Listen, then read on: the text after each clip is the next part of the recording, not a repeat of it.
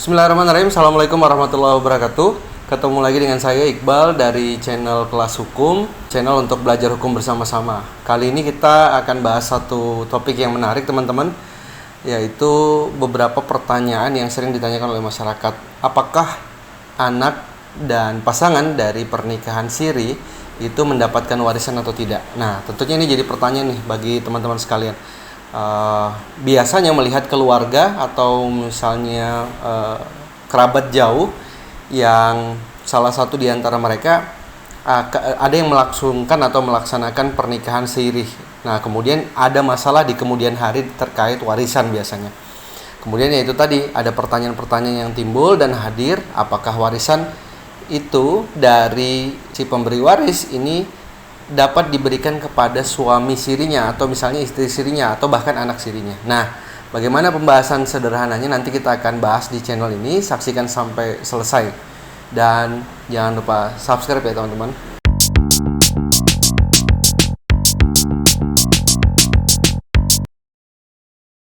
Nah, teman-teman sekalian, kalau kita bicara tentang warisan bagi pasangan siri atau istri siri, suami siri atau bahkan anak siri, atau suami atau istri dari pernikahan siri atau anak yang hadir dari pernikahan siri.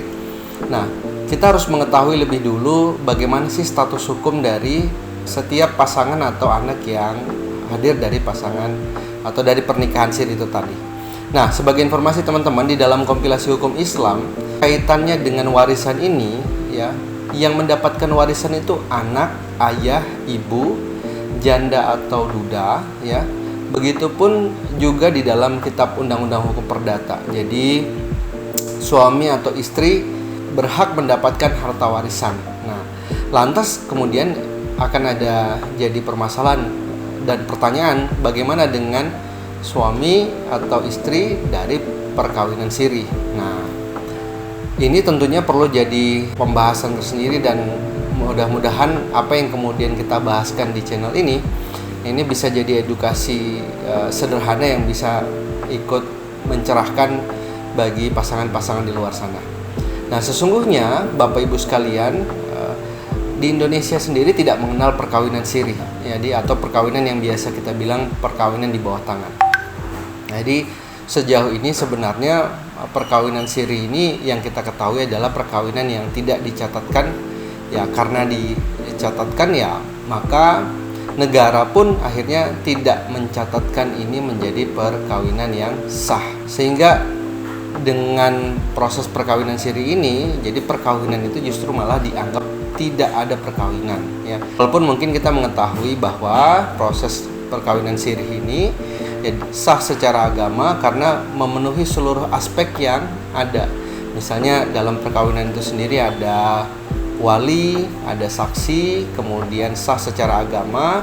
Tapi jika merujuk dan bersumber pada ketentuan perundang-undangan, maka perkawinan siri ini tidak dianggap sebuah perkawinan bagi negara, ya.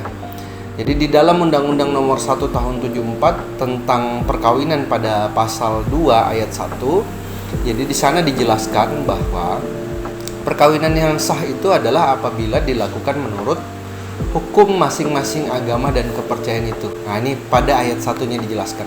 Jadi harus sesuai dengan agama dan kepercayaan masing-masing, ya. Jadi agamanya Islam maka dia menikah secara ketentuan agamanya.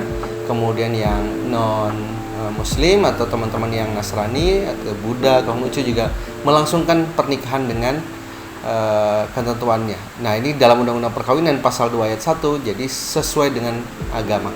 Kemudian yang pada ayat 2-nya, tiap-tiap perkawinan yang dicatat menurut peraturan perundang-undangan yang berlaku. Jadi perkawinan itu perlu dicatatkan.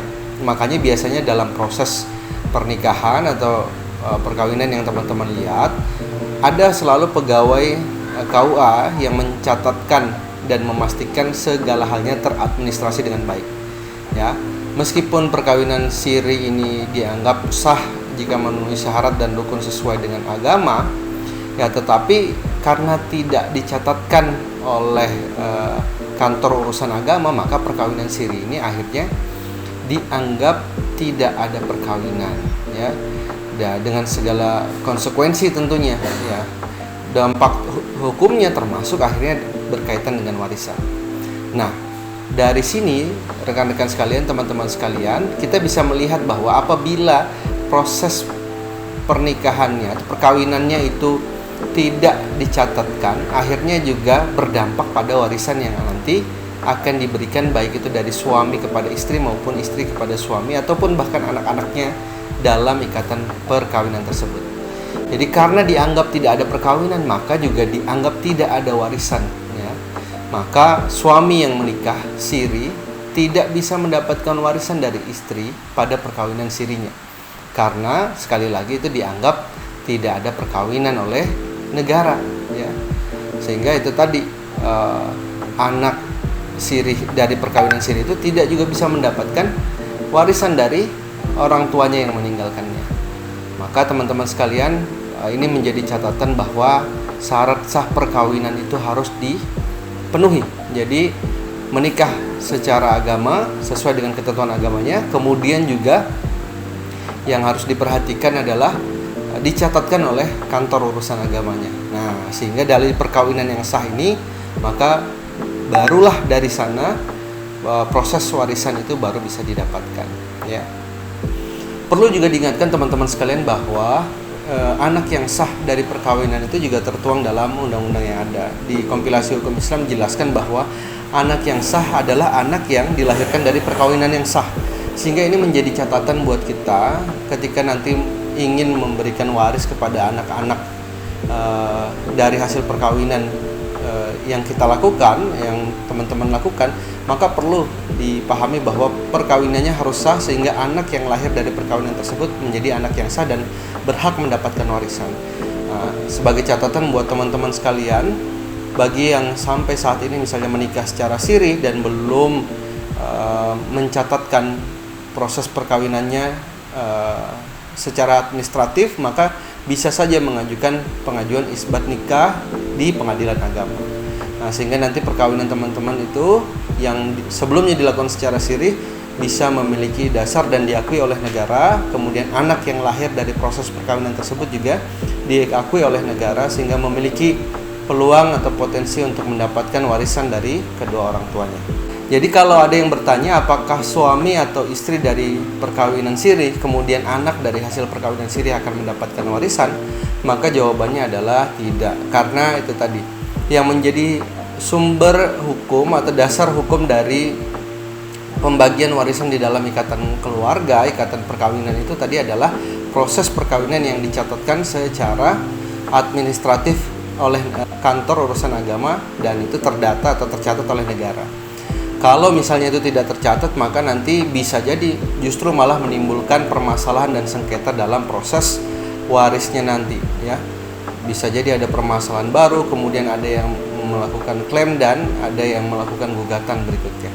Tapi kalau misalnya proses perkawinannya sah, kemudian hasil anaknya juga dari perkawinan yang sah, ya akhirnya baik itu pasangan maupun anak memiliki dasar hukum yang kuat untuk bisa mendapatkan warisan, baik itu dari ibunya atau maupun ayahnya. Maka sekali lagi teman-teman perlu saya tekankan bahwa anak dan istri dari perkawinan yang tidak dicatatkan ini ya tidak bisa mendapatkan warisan dari ayah dan ibunya ya, karena tidak melalui proses perkawinan yang dilakukan secara sah dan dicatatkan oleh negara. Demikian teman-teman informasi kita hari ini, edukasi kita hari ini tentang apakah anak yang lahir dari perkawinan siri atau kemudian pasangan yang menikah secara siri mendapatkan warisan atau tidak. Semoga bermanfaat, semoga video ini bisa menjadi edukasi buat teman-teman sekalian, dan yang perlu dicatatkan adalah perlu mencatatkan semua proses perkawinan agar semuanya tetap baik dan akhirnya bisa memiliki dasar hukum yang jelas dan tidak memiliki permasalahan-permasalahan hukum di kemudian hari. Demikian, terima kasih sudah menyaksikan edukasi dari channel ini. Ketemu lagi di video-video berikutnya. Saya Iqbal dari Kelas Hukum. Sampai jumpa. Assalamualaikum warahmatullahi wabarakatuh.